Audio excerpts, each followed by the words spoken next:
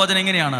നിന്റെ സന്തതികളും വിളവുകളും മൃഗങ്ങളും കന്നുകാലിക്കൂട്ടവും ആട്ടിൻപറ്റവും അനുഗ്രഹിക്കപ്പെടും. ഒറ്റ കാര്യം ചെയ്യുമ്പോൾ അനുഗ്രഹങ്ങളുടെ ഒരു അണക്കെട്ട് പൊട്ടുന്നത് പോലെയാണ്. അനുഗ്രഹങ്ങളുടെ ഒരു അണക്കെട്ട് പൊട്ടിയാൽ എന്തേരെ ജലമായിരിക്കും കുത്തിയൊഴുകി വരിക.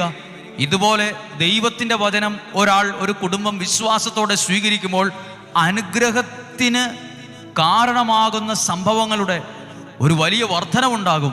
അടുത്ത വാക്യം, 5-ാമത്തെ വാക്യം, നിന്റെ അപ്പക്കുട്ടയും മാവ് കുഴയ്ക്കുന്ന കലവും അനുഗ്രഹിക്കപ്പെടും. അപ്പക്കുട്ടയും മാവ് കുഴയ്ക്കുന്ന കലവും, ഇതൊക്കെ അടുക്കളയിലിരിക്കുന്ന പാത്രങ്ങളാണ്.